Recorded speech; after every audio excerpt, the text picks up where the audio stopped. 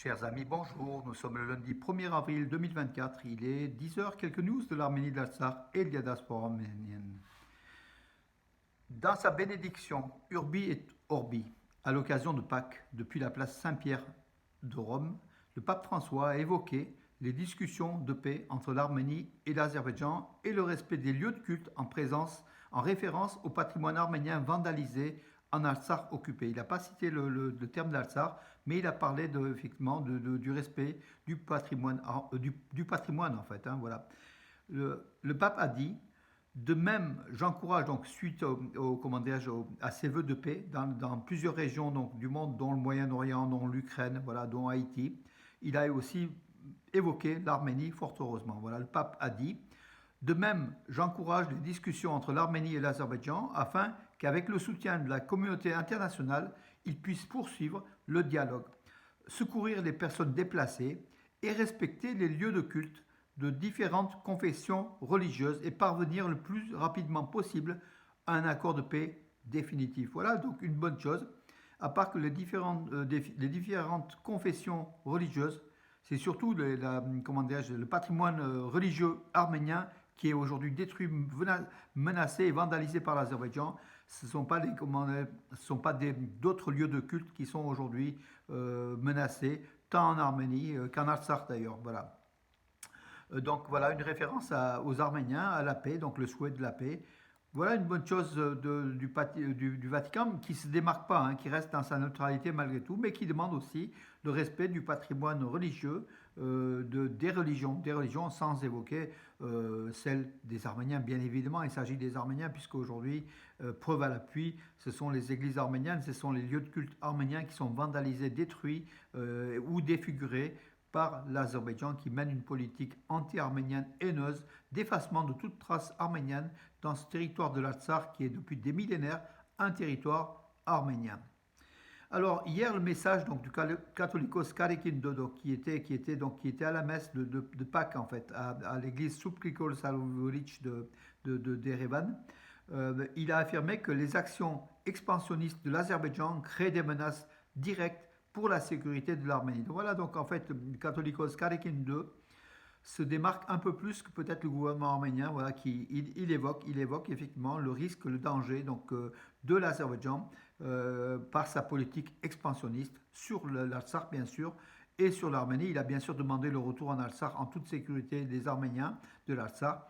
Voilà un discours quand même courageux malgré tout du catholicos Karekin II, qu'on critique ou pas, en tout cas il mâche pas ses mots. Et là, il a dit donc dans son message de Pâques, adressé donc en direct à la télévision publique d'Arménie, adressé aux Arméniens du monde entier, d'Arménie et de la diaspora. Voilà de bonnes choses. Donc hier, l'Azerbaïdjan a affirmé que des troupes arméniennes se massaient de façon forte aux frontières de l'Arménie. Voilà, pour une attaque éventuelle. L'Arménie, le ministère arménien de la Défense a réfuté l'information en disant qu'il n'en était pas question et que c'était le cours normal des choses et que peut-être s'il y avait des véhicules de transport où il y a des militaires arméniens qui s'entraînaient à passer leur permis en fait, tout simplement à faire des stages de conduite, ça c'était courant, donc il n'est pas question l'Arménie n'attaquera pas l'Azerbaïdjan. Donc en fait, l'information importante, en fait, c'est que les observateurs de l'Union européenne ont démenti les accusations de Bakou en disant eux, tout le long de la frontière entre l'Arménie et l'Azerbaïdjan, hier, ils n'ont rien observé de particulier, donc rien de sensationnel, c'est ce qu'ils disent. Voilà. Voilà un bon témoignage. Au moins, les observateurs de l'Union européenne ici, en Arménie, sont des arbitres qui peuvent témoigner des mensonges de Bakou. Voilà. Et puis Tovio Klar, le représentant de l'Union européenne en Arménie, était heureux, a affirmé qu'il est agréable de recevoir la confirmation des observateurs de l'UE en Arménie qu'aucun mouvement inhabituel de personnel militaire n'a été observé. Voilà donc encore une gifle infligée à Bakou par l'Europe, par des observateurs internationaux. D'ailleurs, Bakou, donc on y revient, le lutteur arménien de l'équipe de France, un jeune, Gagik Snojyan, qui est un espoir de lutte dans l'équipe de France, mais il est d'origine arménienne, il est même né en Arménie, Euh, il a, il a renoncé à partir en Azerbaïdjan pour des qualifications de visa olympique de lutte. Ça sera cette semaine-là, cette semaine, pour Paris 2024. Voilà, en fait, il a pris le risque de ne pas participer au JO de Paris et ne pas partir en Azerbaïdjan. Enfin, ses parents qui l'ont dissuadé de ne pas partir, malgré que la Fédération internationale de lutte et la Fédération française de lutte lui garantissaient des garanties tout simplement. Mais il a écouté ses parents et il a bien fait. Il a bien fait. En mai prochain, en Turquie, il aura peut-être l'opportunité d'obtenir un visa olympique pour Paris si le collègue qui l'a remplacé n'est pas au podium à Bakou. Voilà, donc Gagi Snojjan, bravo à lui, bravo à ce lutteur de l'équipe de France qui a empêché de partir donc pour un visa olympique du fait de la politique haineuse, raciste, anti-arménienne de l'Azerbaïdjan. Une nouvelle fois, c'est toujours les mêmes, hein, en fait, les mêmes mauvais qui sont là. Puisque je suis en sport, je vais donc donner aussi le triplé donc, de l'Arménien Arthur Avagimyan. C'est un attaquant à Tchernomorets Odessa en Ukraine, dans le championnat d'Ukraine, donc lors de la, je crois, 22e journée du championnat, oui, 22e journée de première ligue ukrainienne, donc à Tchernomorets Odessa, lors d'un match contre Polies, samedi 29 mars, il a marqué 3 buts. L'Arménien Arthur Avagimyan, 27 ans, qui est un bon joueur.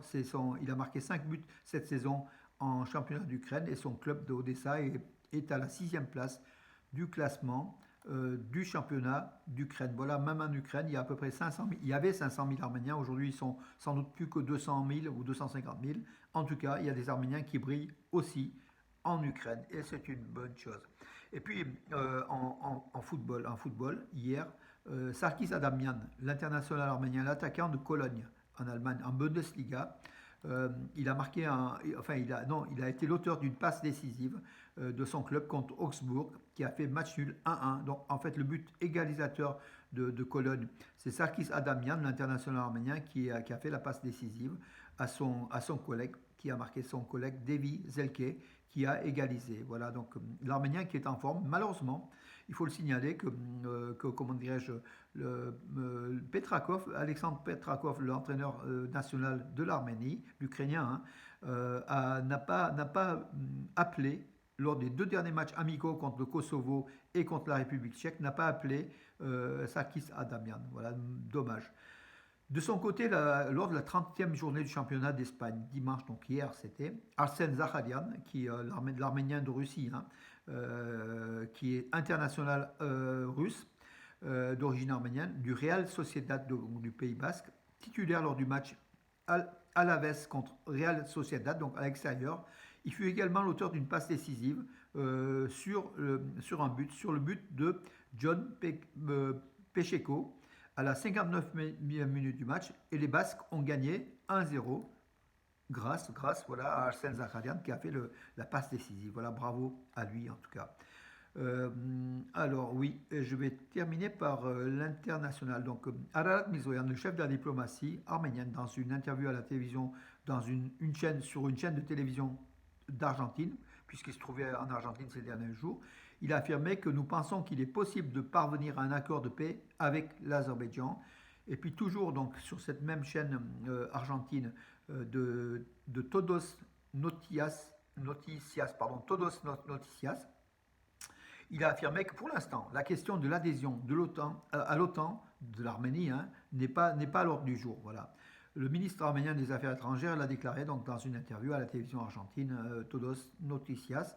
Il a affirmé que l'Arménie envisage de se rapprocher de l'OTAN, bien sûr, mais alors il a dit, notre coopération déjà avec l'OTAN, nous coopérons pardon, déjà avec l'OTAN, nous participons à des opérations de maintien de la paix.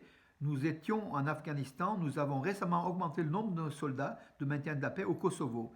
Nous avons un format de coopération. Si vous parlez de la candidature et des aspirations à l'adhésion à l'OTAN, non, cette question n'est pas à l'ordre du jour de l'Arménie pour le moment. Il faut dire aussi que le voisin iranien verrait d'un très très mauvais œil cette adhésion à l'OTAN. Également la Russie, bien sûr, qui est toujours... Mais enfin, l'Arménie vise plutôt l'Union européenne pour son marché, pour sa sécurité, et surtout un grand marché, donc un marché économique, hein, pour l'Arménie.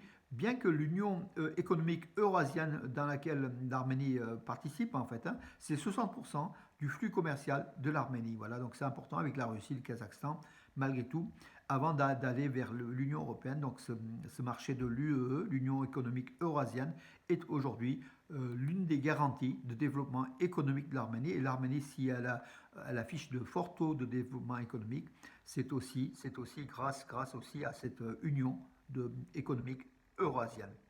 C'est le premier, la Russie et le Kazakhstan sont la Russie surtout, c'est le premier pays de destination des produits arméniens ou d'importation des produits arméniens. Voilà mes amis, donc j'en ai terminé, à part que donc bien sûr lundi de Pâques c'est Pâques, hein, hier la tradition des œufs de Pâques, très très comment dire, développée chez les orthodoxes, surtout chez les Arméniens aussi, hein. Elle a été donc réalisée à Gümri, dans les rues de Gümri, donc où la municipalité a mis en place des fêtes folkloriques traditionnelles, donc en mettant en valeur la culture folklorique arménienne, les danses, les costumes, les chants, et puis comment dire, et puis le jeu, donc les œufs colorés que les jeunes et les moins jeunes jouent à casser l'un à l'autre. Les œufs cassés sont récupérés par celui qui l'a cassé. Donc c'est une tradition. Je me rappelle quand j'étais jeune, je suis arrivé en France à 9 ans, dans les rues d'Alep avec mon frère Révont, on parcourait les rues du quartier arménien d'Alep, à Hönlük même, si quelques-uns peuvent se rappeler. Donc c'est un quartier où il y avait pratiquement que des Arméniens. Et on gagnait beaucoup, beaucoup d'œufs en fait, avec des œufs costauds.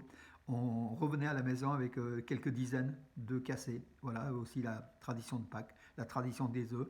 Euh, Par le jeu, mais l'œuf représente bien sûr la vie, représente la résurrection, représente beaucoup de choses en matière de chrétienté. Mais peut-être que ce jeu-là existait aussi dans l'Arménie pré-chrétienne, puisque l'Arménie n'est pas née à l'ère chrétienne en fait, hein, même si on se vante d'être la première nation chrétienne au monde, d'avoir adopté le christianisme comme religion d'État. Ce qui est un argument qui est un peu pas bidon, mais qui ne sert pas grand-chose au niveau euh, un peu de sympathie pour les Arméniens pour cela, mais pas plus, hein, voilà. Donc c'est surtout les Arméniens qui sont heureux et contents d'être la première nation chrétienne par l'État au monde. Voilà, cette tradition des œufs remonterait peut-être même avant, donc la tradition païenne, puisque l'Arménie a plusieurs milliers d'années de tradition païenne avant de devenir chrétienne, tout simplement. En tout cas, joyeuse Pâques, bon lundi de Pâques et je vous dis à demain mes amis, bonne journée.